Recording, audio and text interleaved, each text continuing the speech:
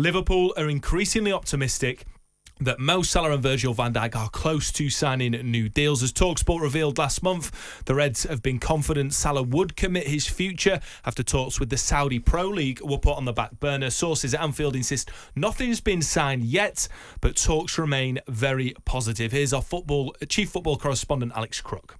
Rory, what's your initial reaction to that? I mean, it's such a massive boost for them, isn't it, going into next season, particularly as champions-elect, that they're able to keep the majority of that spine of really important players. Yeah, I actually think that they had to keep Mohamed Salah off the back of what we saw him do at the beginning of this season. Like Mohamed Salah for the first half of this season, and let's face it, that's why Liverpool are going to win the league. They had a dazzling first half of the season. They had a very good second half of the season, and they've been fairly average in the second half, in the third part of the season. If you break it into three, it's been amazing, very good, and average. Tepid. Yeah. But the reason that they are going to win the league is because of the dazzling form that they demonstrated in the first part of the season. And in that first part of the season, the best player in the best team, in the best league, was head and shoulders above everyone else, and that player was Mohamed Salah. We saw him almost redefine himself. So he wasn't all gung-ho thrust going forward. He became a provider. He was breaking records for assists and goals. He was. I think he's three away from the joint record of Thierry Henry and Kevin De Bruyne, which is 20 assists in a Premier League season. And look, Mo Salah's the sort of bloke that can get 3 assists in one game, and so there's only 8 games left. But he's close to that record. Yeah, I mean, I don't know if he will get to that number, because I don't think his form has been particularly impressive. Liverpool don't have any real games of significance anymore. I feel like Mohamed Salah's game, the bigger the challenge, the better the player. Like, I think. Do you think so? Yeah, I feel like there has been some criticism. I mean, I'm not landing myself either side of the argument, but there's been some criticism. It came to the fore after that Carabao Cup final that he doesn't deliver in finals. I don't believe that to be true. If you look at his trophy haul, I don't think that's true. I understand what you're saying, but the reason why Liverpool have won the league is because of how good he was when they didn't have a chance of winning the league. Nobody at the beginning of the season really predicted that they would win the league. The reason that they did win it is because of the form that he demonstrated then. Since it's been in the bag, I feel like his form has dipped a touch. Rory, do you think that they've, out of those 3 integral players, Trent, Virgil van Dijk, Mo Salah, have they kept the 2 best ones? Yeah. God, yeah. Of course they have. So if you were to rank them in terms of your sporting director at Liverpool, and would you rank them what? Salah, Van Dijk, Trent? Yeah, but not even. No, I don't. Liverpool had to keep Salah off the form that we were talking about. Virgil van Dijk is, to most people, the best defender in Europe. You have to keep him. Trent Alexander-Arnold, I don't think it's even part of the same conversation. If I was making the decision in a ridiculous world, I'd have gone, right, we do everything within our power to keep Mohamed Salah. If we can keep one, in my opinion, the one that you keep is Salah. Salah won in the league. Then, very close behind, I'm just prioritising for the sake of it, but very close behind, just a rizz of paper in it, Virgil van Dijk. Then it's Virgil van Dijk. We do everything within our power to keep hold of the best centre-half in world football. We'll talk about Trent Alexander-Arnold another time. Let's sort those 2 out, get those 2 to sign, prioritise doing everything within our power to make sure that those 2 players are Liverpool players for the foreseeable. Once that's in the bag, we can discuss Trent Alexander-Arnold, but I don't think he's even played the same sport as the other 2. It's not the same thing. Where do you put their chances next season? Now that they look like they've secured Van Dijk and Salah, do you still put them as title favourites? Even, and I just, to remind you, obviously, of the context of the form that they're in right now, they're keeping those 2 players, but they're still struggling in the past 6 weeks. We're not gonna sort of catastrophise that too much. But do you think there is a rebuild project at Anfield in the summer, despite they're keeping those 2 players? Yeah, there is. Yeah. I don't know if you saw, Jamie Carragher wrote a very interesting article for The Telegraph. You say 5? 6. Jamie Carragher said 6 players they need, which I don't necessarily agree with. That sounds a lot for the champions. But being champions doesn't necessarily mean that you are the best placed team to be champions again next year. We saw it with the team that Sir Alex Ferguson left David Moyes, for example. We've seen Chelsea teams go from top to 10th. And I feel like Arne Slot has got the maximum out of this crop of players. So I do believe that there is at least some truth in Liverpool needing to reinvest, reimagine, redefine, go again, and sign some quality players. But I do you think there's any truth in this? Just out of respect for the champions. The champions of the reigning champions should always be the first or second place in our predictions. Just out of respect. If you are champions, you get to the title, you win the league, and they've won the league at a canter, have they not earned the courtesy of us going, I think Liverpool will win the league next year, or I think Liverpool will finish second next year? It can't be open. They're champions. I don't think that then they won't be one of the favourites, but I don't think it's a matter of courtesy when people make their predictions. I think it's a matter of their own opinion and the evidence that they trust in. I don't think it's about courtesy. No, I know, but I just think it's very tricky to say that Liverpool won't win the league or they won't finish it. Who's saying they're not going to win the league? I think. Jamie Carragher suggested that they won't unless they make those 6 signings. Oh, you're talking about next season? Yeah. I just think looking at the recent form, they're a completely different beast to the first half of the season, and it doesn't make me think that they definitely won't win the league. I think it's going to be open, and I think that that's a good thing.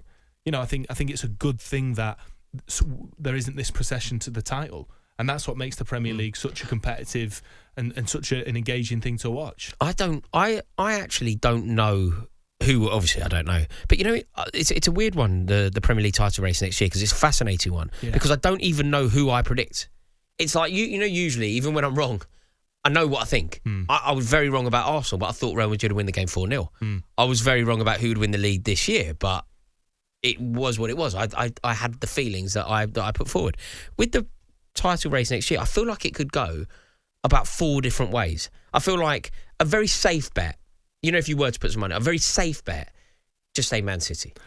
See, I don't think it's a safe bet. I don't think they'll win. I just think that's a very safe bet. Then the second safest bet, champions. The champions, man. They're champions for a reason. Back the champions. Arsenal, though, have been the most consistent team over the past, 4 years now. They obviously could win it because when you knock on the door, ultimately that door opens. You know, you knock on the door, second, champions. And if, like we say, Arsenal... they all go to pot and the Villa come into it, the Forest come into it, the Newcastle come into it. Like anything feels possible. But probably Man City. See, I'm not quite sure. I'm not quite sure that it's as simple as that for City, particularly considering the fact that we are expecting a ruling in that historic case against Manchester City, of course, who protested their innocence since the beginning. But there is going to be an outcome which could prove consequential for next season. We don't know. But I think even despite that, something's going on at City, and they just look like they're in a rut. And of course, if anyone can do it, it's Pep Guardiola. But I've just got a feeling it's not going to be as simple. I think that their sort of dominance, that they've had for so long, I think is waning slightly, and I think that's a credit to other teams. To go back to the point that Jamie Carragher was making about them needing 6 players, just off the top of your head, Rory, where do they need reinforcing? Obviously, they're going to be looking for someone to replace Trent. It looks like Kirkes is all but done, and I think that's an absolutely class signing. Yeah, I mean those are the two obvious positions, because Andy Robertson feels spent. Great player, but feels spent.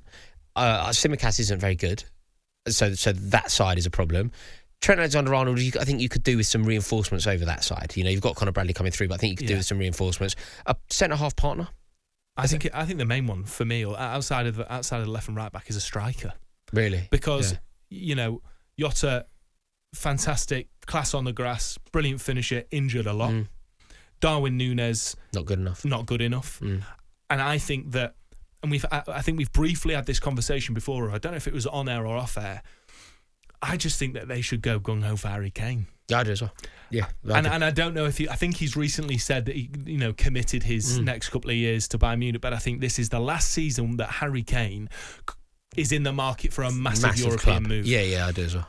And at that point, if they get Harry Kane, I think they become an unstoppable force for another couple of years. Midfielder maybe as well. Like how good is Szoboszlai really? Really? Do you disagree with me on that? No, I don't disagree with you. I don't have a particularly strong opinion on Szoboszlai. Whenever I watch him, I think he's pretty good. But, I think he's very good. But I think there are probably better midfielders out there. But again, what Liverpool aren't a Galacticos team, are they? You know, that's not their shtick, I don't think, under Arne Slot. It's about systems and it's about the way he wants to play, and I think he does a really good job. Both sides of the pitch, I think he's got a screamer in him. Yeah. And defensively, I think he's really solid in how he presses. But over the years, if you think about the players at Liverpool, if you think about the way that Liverpool have assembled this midfield, it's almost by accident.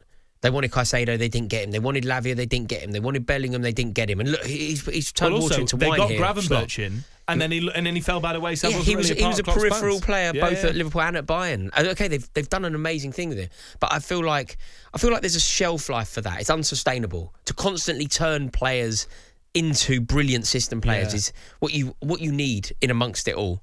Is, as you've suggested, a Harry Kane, a player of Bellingham's quality in central midfield. You know, like a proper signing. I tell you, I'm really impressed by watching the Champions League, because I don't watch Ligue 1, but it's Vitinha.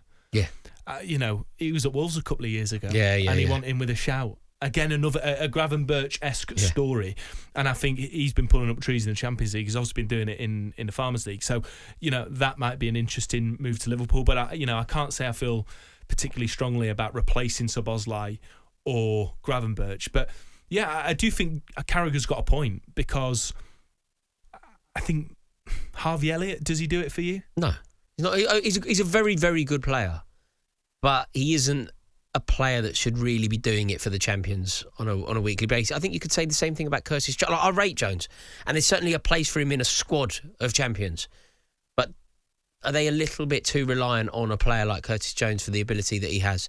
And I think we disagree a touch on this. But I'm not really having Szoboszlai. Not really. I don't think if Arne Slot is to be backed wholeheartedly, if FSG really go for the jugular and, you know, try and retain the Premier League, maybe go for a European. Do you think they're hamstringing themselves a little bit, Rory? And look, Mo Salah deserves it because he's world class and he's a Liverpool legend. But you know, he's going to be on 300 plus grand a week still. And, you know, Van Dijk's on a lot of weight. So it's not as if they're freeing up a load of space in their budget. No, but you've got to offset some of the others. Tsimikas, for example, is so clearly not good enough to play for Liverpool. So get rid. Yeah. You know, I think you have to be they need to be a bit ruthless. Yeah, be a little bit ruthless and ultimately free space up in the squad, free up some money on the wage bill. But also, don't be afraid to spend. Like, you're going to have to spend. Man City are going to spend. So if you want to keep the league title, you're going to have to offer the big wages as well. Yeah. And you know, to bring my beloved Forest into it, what did they do? Spent a load of money, got criticised for it, and now they're in a semi-final of an FA Cup, third in the Premier League, looking to get into the Champions League. So yeah, I think FSG really need to put their money where their mouth is if they're going to continue winning back-to-back Premier League titles and eventually overcoming Man United for the amount of titles won all time. On AM, on DAB, via the talkSPORT app and on your smart speaker. talkSPORT.